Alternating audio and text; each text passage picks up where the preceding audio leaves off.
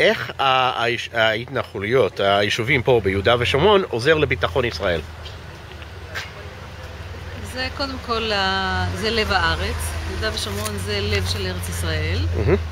וככל שאנחנו ניישב יותר יישובים בכל הארץ, כמובן בלב, זה מה שתורם לביטחון ישראל. כשיהודים יושבים בארץ ישראל, זה הדבר הכי תורם לביטחון. איך אני צריך להבין את הקו הזה של ביטחון עצמו. למה את רוצה, אני מבין. הביטחון הזה לא, כאילו לא כל כך... ביטחון זה פונקציה של לגור בארץ, לא בצורה זמנית. לגור, להתנחל בארץ, זה מה שנותן ביטחון. חיינו על אלפי שנים בגלות, בכל מיני קהילות, בכל מיני גלויות, תחת חסות של כל מיני עמים, והתוצאה הייתה אושוויץ. אז המסקנה שלנו שאנחנו חיים פה בארץ, חיים טבעיים ונורמליים בכל המרחבים, זה מה שנותן לנו ביטחון. אוקיי, תודה. אתה חושב שההתנחלויות עוזר לביטחון לישראל? לא. למה? כי התנחלות זה מקום שלדעתי שלא צריך להיות. זה שטח שלא שלנו, וזה סתם מגזים את הלחץ שיש במדינה. אתה חושב שההתנחלויות עוזר לביטחון לישראל? כן. למה? איך? עוד טווח הגנה שאתה נמצא שם באזור, אז זה שומר עליך, אתה ערני יותר מה שקורה מסביב. אבל למה פשוט חיילים לא יכולים לעשות את זה? למה צריכים... שאלה טובה, נחשוב על זה. שאלה הבאה. ההתנחלויות תורם לביטחון למדינת ישראל? במדינה מסוימת כן. איך? בעצם זה שאנחנו יושבים שם, זה כמו לשבת בתל אביב, בחיפה, או בכל קיבוץ אחר.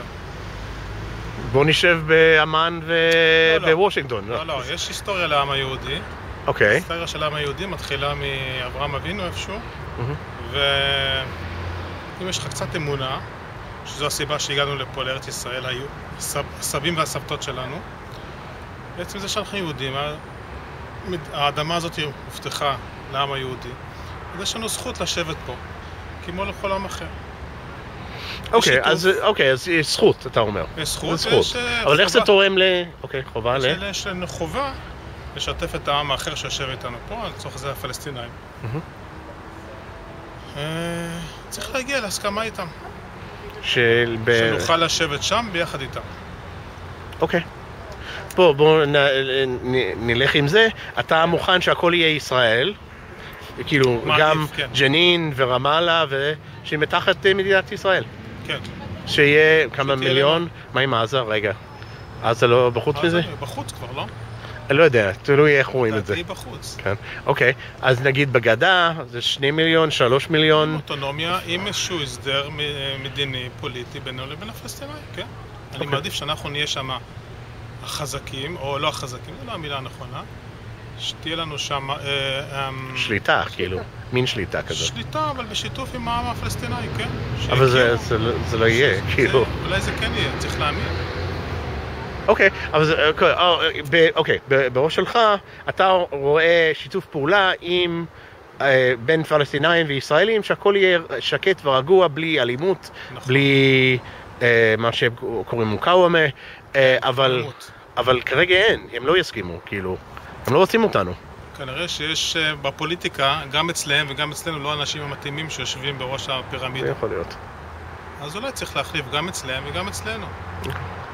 להישאר אופטימיים, אל תהיה כזה פסימי. האם אתם חושבים שההתנחלויות עוזר לביטחון?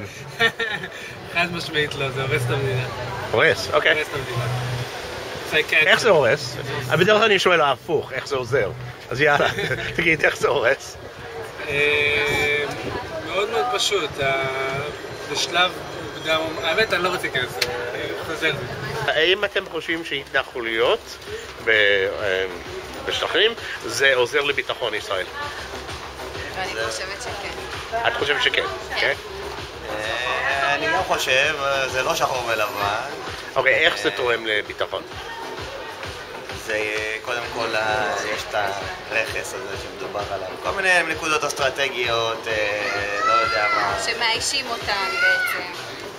כן, בוא נגיד שאם הם לא יהיו שם, אז הקצה יהיה קרוב יותר ליישובים גדולים יותר. מתקרב לאט לאט. אתם, אוקיי, לראות את זה מהצד השני, אתם לא חושבים שזה גורם יותר בעיות, כאילו, בגלל שהם... חיכוכים יהיו, קח את הקו מגע כמה שאתה רוצה יותר אחורה, והחיכוך יהיה בקו מגע הזה. זה העניין. תמיד יש את המגמה של ההתקדמות לעבר שקו אחד ילך אחורה, שצד אחד ילך אחורה, הצד השני ירצה להתקדם. אז זה לא משנה אם יש או אין, כאילו... לא צריך להרחיב, ולא צריך לקחת גם לסוג יותר מדי אחורה. זה העניין. אוקיי. זה לדעתי. אוקיי.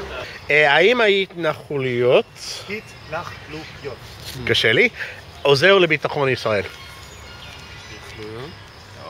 עוזר לביטחון ישראל, זה טוב, לא?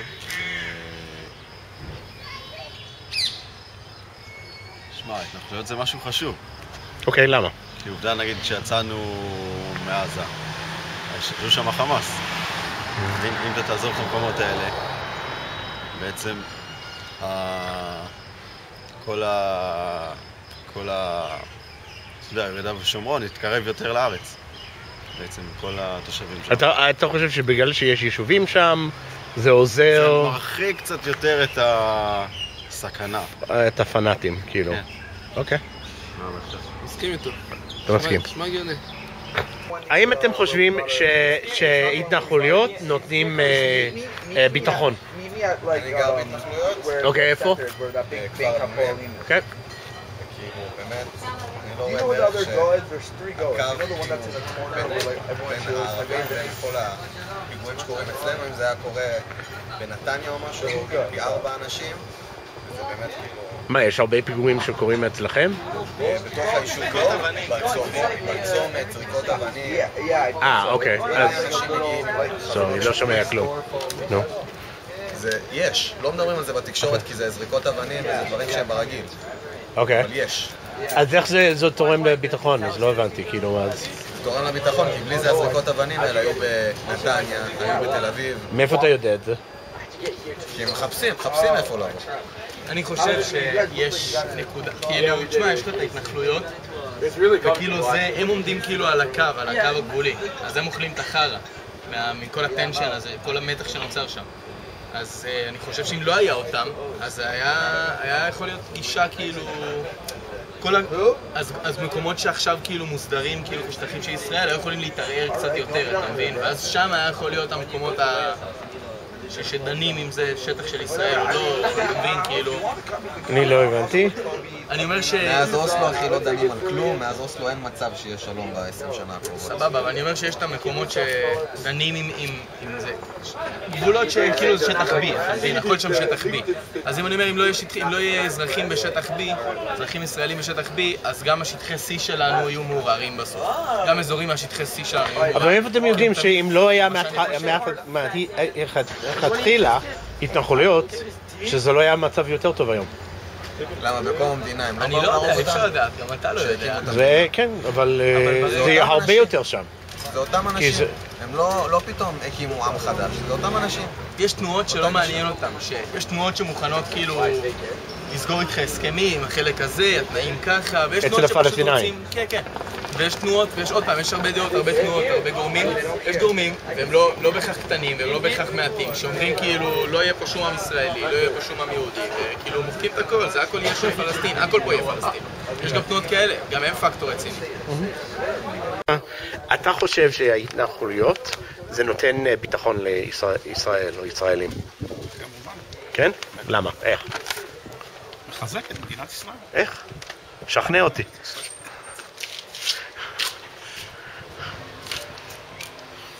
לא יכול לשכנע אותך. אבל אתה מרגיש, כאילו מה יישובים בתוך יהודה ושומרון יכולים לתת שנגיד צבא שהם נמצאים שם לא?